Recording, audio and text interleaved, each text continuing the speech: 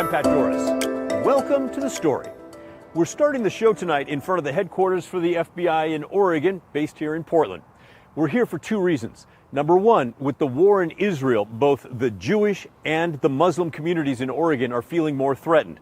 So we're going to talk to the FBI about whether any of those threats are credible, and if they are, how they run them down. Secondly, the special agent in charge here has extensive experience in international hostage rescue. We're going to talk to him about what is most likely happening with the U.S. government as they try to find the American hostages taken by Hamas. Are there threats coming in against the Jewish community, the Muslim community? Well, we're getting reports of threats, and obviously both communities are extremely concerned, and they have good reason to be. But as I sit here right now, we have no specific or credible threats against anybody here in the state of Oregon. But that doesn't mean that we're not in a higher state of vigilance right now, admittedly. Can you talk about what that means? So we want to make sure that we're not surprised by anything here. So that includes looking for the potential of violent extremists that may take action because of what's going on halfway around the world. Perhaps there are violent extremists out there, and we know there are around the world, that are taking seriously this call to action by Hamas and Al-Qaeda and Hezbollah. At the same time, we're concerned about violent extremists here in the U.S. that out of racist hatred would seek to go against another community here because of their religious beliefs. So we are really making sure that we're going through our own active investigations, that we're taking a second, third, fourth look at any kind of threats that come into us, that come to our attention, and then just doing a ton of community outreach. So that's Kieran Ramsey, the special agent in charge of the Oregon FBI. He encouraged anyone who gets a threat to call your local police, or you can call the FBI too. He said when threats do come in, the agency will work to identify the person making the threat and then determine if they have the capability of carrying out that threat. Even if they don't, he said, it's still possible the person could be charged with a state or federal crime. Now, on to the second reason for our visit, the hostages taken by Hamas. Ramsey has a deep understanding of what's going on behind the scenes to find them. It's based on his last job that he held in Washington, D.C., where I was the director of what's called the Hostage Recovery Fusion Cell, which is in essence a giant government task force that brings together every agency you can possibly think of to rescue Americans being held hostage overseas.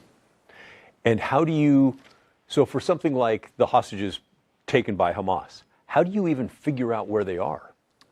Well, it starts with intelligence, right? When I talk about leveraging everything we can in the U.S. government, we leverage our State Department, our diplomats, to determine if we can get additional information from our friendly foreign partners.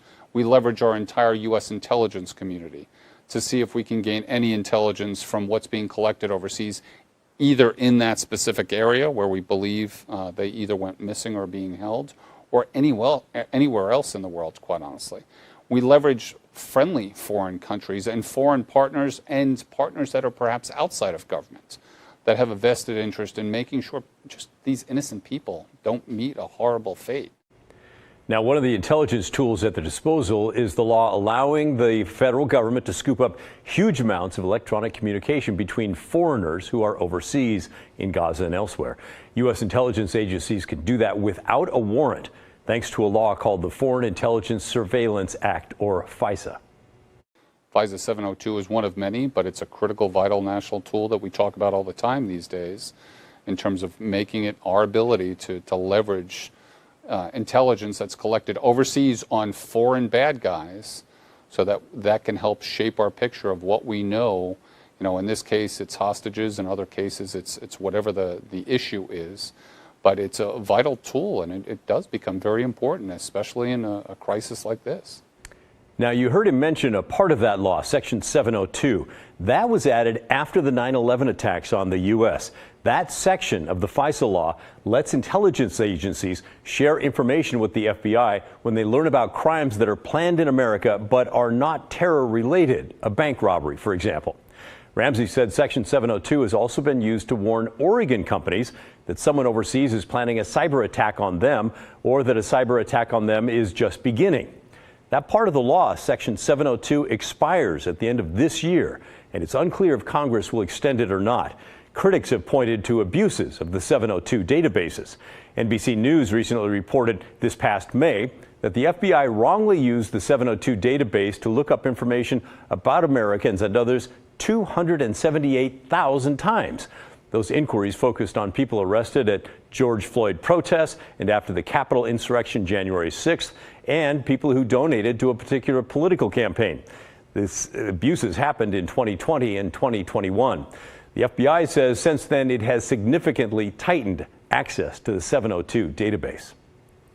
But let's get back to the hostages held by Hamas. Ramsey, Oregon's top FBI agent and the former leader of the government's hostage recovery fusion cell, said if the hostages can be found, the government will try to communicate with the people holding them. Then they will ask for proof that the hostages are still alive. But with all of that being said, again, every minute, every hour, every day that goes by, that hostage's safety, the jeopardy that they're in continually increases.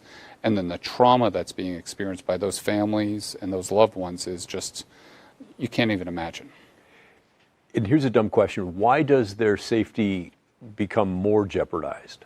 Well, unfortunately, there are some groups out there, be they foreign terrorist organizations or other criminal organizations, what have you, that hold on to these people for some value. But perhaps those organizations, especially these terrorist organizations, they lose patience in whatever conflict. And let's go back to the fact that they're in an active war zone, that there are a lot of variables that no one can control except those holding those hostages. And they don't play by the... The New York Times reports that the U.S. is working with Qatar, a tiny nation with extensive ties to militant groups, in an effort to free the hostages. That country is serving as a mediator between Hamas and the U.S. We will all be watching to see how that goes. And while we're deviating for a moment, maybe three, from our local and regional news focus, let's dig into another topic that I think is fascinating on this international front. Last week, the U.S. State Department announced it would charter flights to get Americans stranded in Israel back home. But a viral post online claims that those Americans will have to repay the government for those travel costs. Is that really true? Ariane Daytil from our National Verify team found the answer. Amid the war between Israel and Hamas, major airlines have suspended flights in and out of Israel, leaving some Americans in Israel stranded and looking for a way out. On October 12th, the U.S. State Department announced it would charter flights to evacuate them. But a viral post says the Biden administration is requiring evacuated citizens to sign promissory notes agreeing to reimburse the government for all travel expenses. So let's verify. Are Americans evacuated from other countries legally required to pay back the government? These are our sources. The U.S. government has been chartering flights to evacuate Americans stranded abroad in crisis situations for years.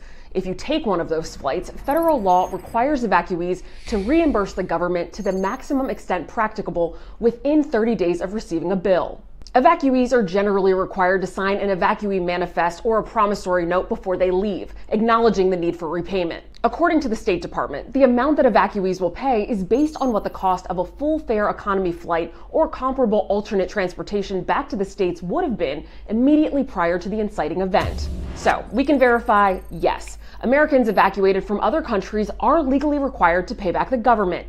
But this is not a new policy under the Biden administration. The repayment requirement for evacuations during times of war, civil unrest, or natural disasters has been in place for more than 60 years under the State Department Basic Authorities Act of 1956. But the U.S. government has waived this requirement before. In 2021, the State Department told Verify it would not charge people evacuating from Afghanistan after the Taliban took control of the capital city of Kabul.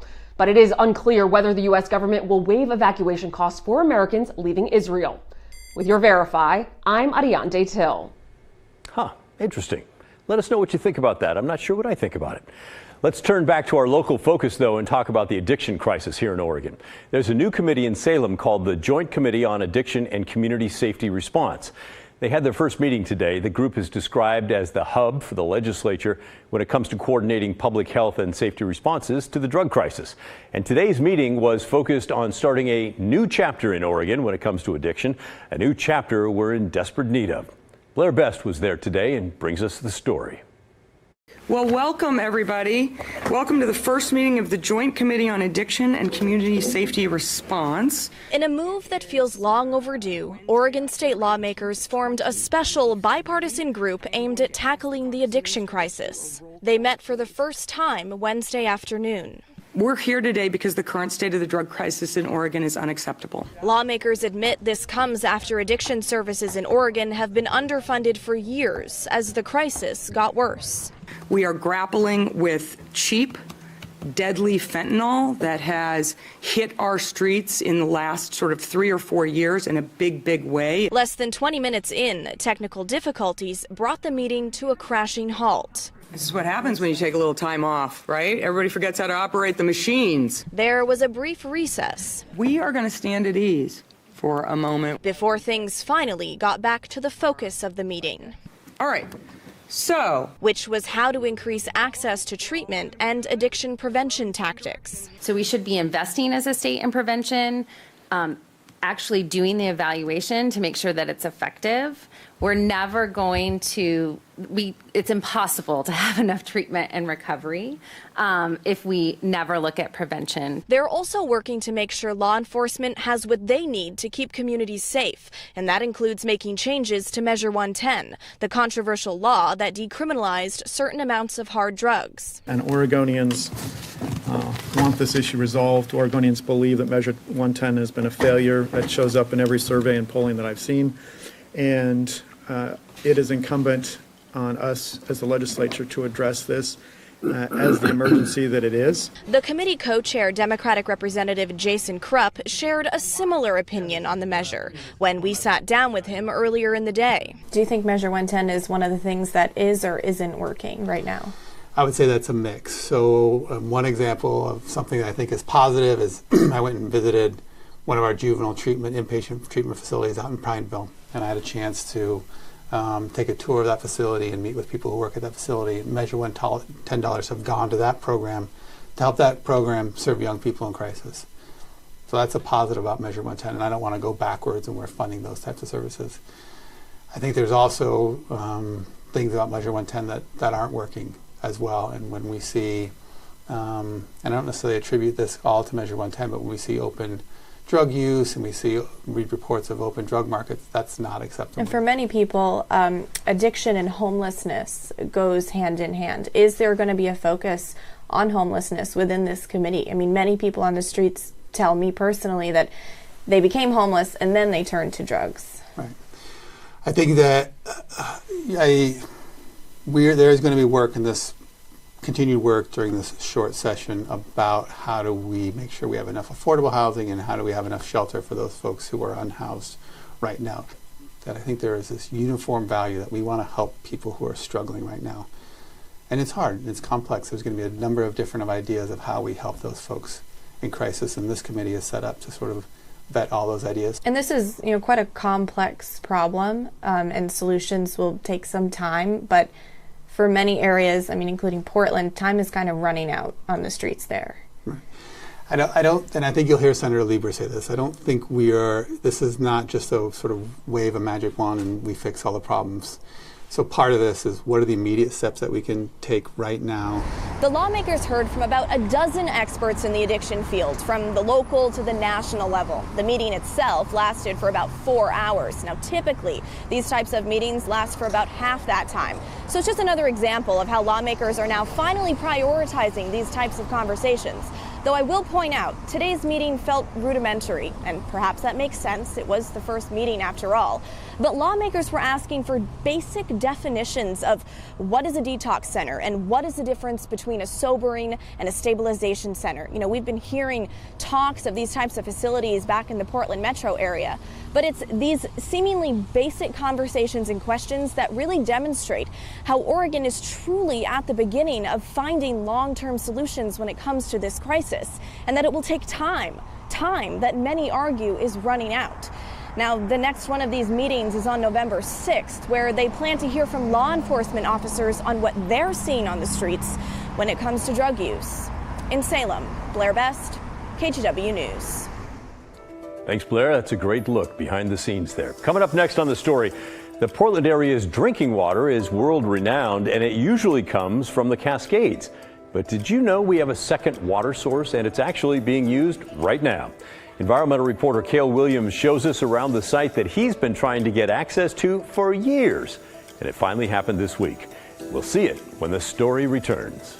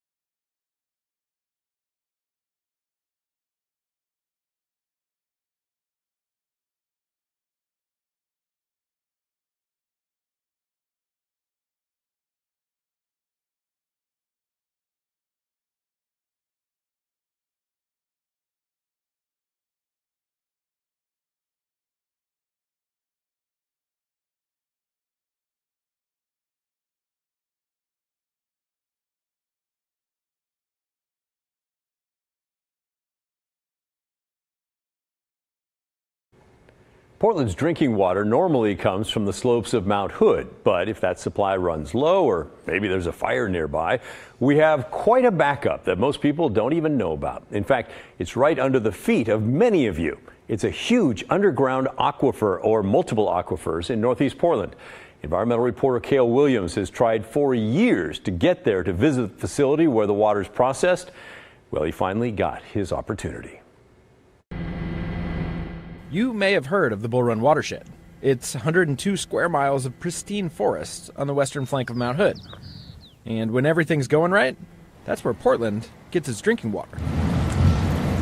But Portland has another slightly less picturesque water source, the Columbia River South Shore well field. We've got 25 different wells, and they are spread throughout what we call our well field, which goes from about the airport at 205 all the way out to Blue Lake Park.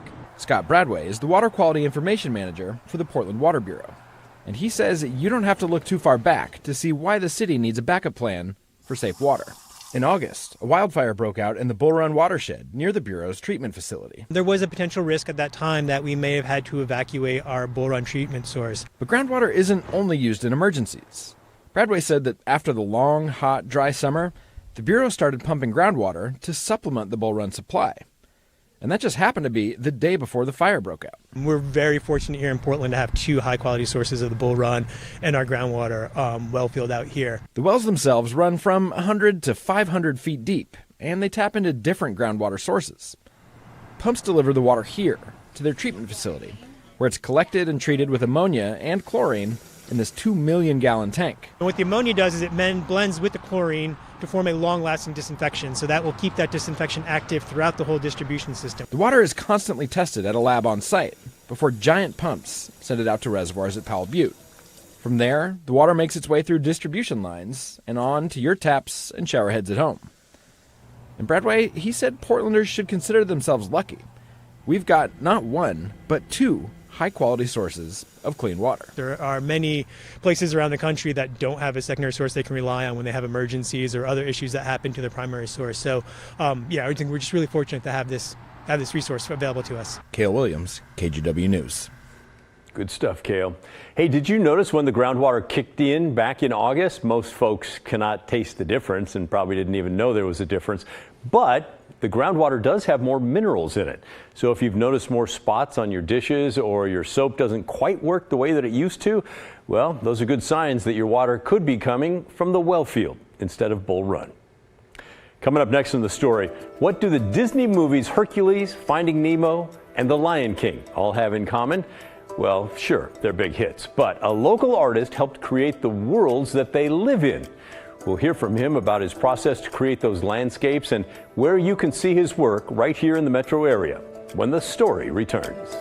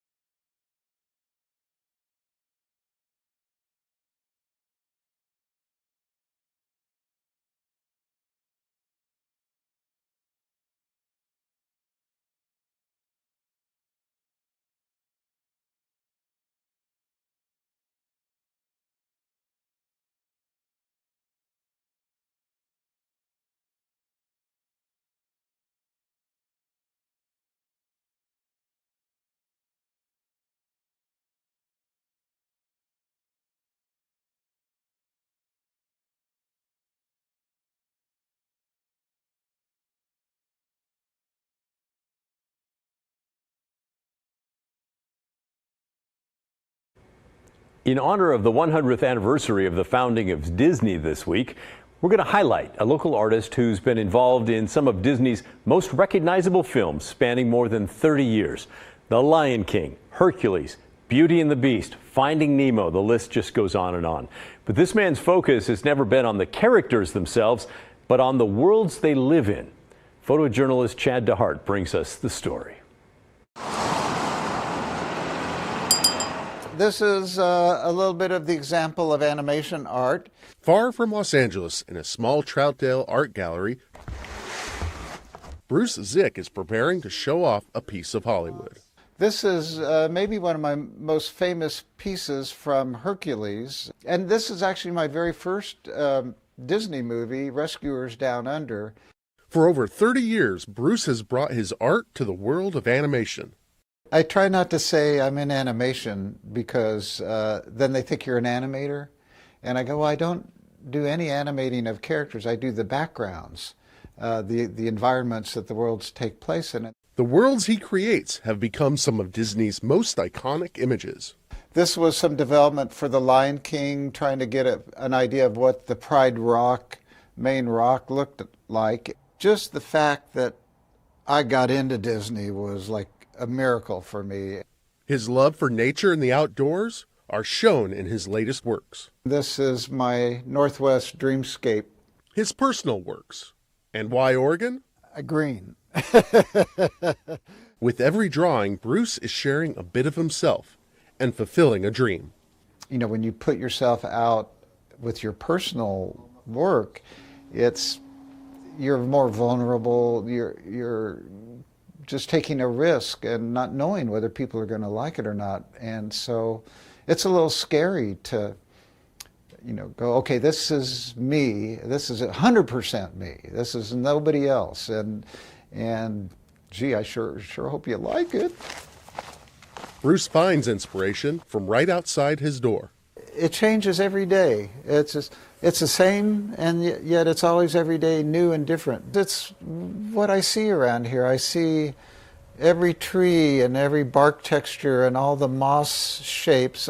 I see all that, so I want to put it in here because that's the world around us. This is a special place. Leaving LA for the Pacific Northwest was an easy decision.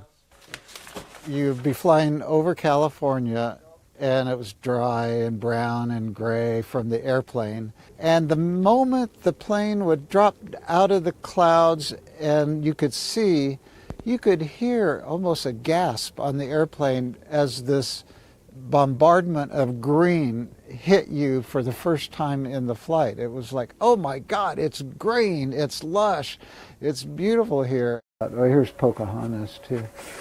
Like many artists, there's a passion to share who he is through his art. I want you to love this so much, I'm going to just bombard you with shapes and details and color. Every time I turn in a piece of artwork to the director, I'm like waiting for them to respond. Like, I want their approval. Tell me it's good. And I never get tired of the joy of creating an image. They're going to see me kind of exposed and raw. It's just like everything I am is here. Chad Dehart, KGW News. How cool is that? If you're interested in seeing some of Bruce's work, his show is open now until October 29th at the Troutdale Art Center. That's the end of our show. Thanks so much for watching. And remember, the story, our collective story, that never ends. I hope you enjoy your Wednesday night. I'll see you right back here tomorrow at 6:30.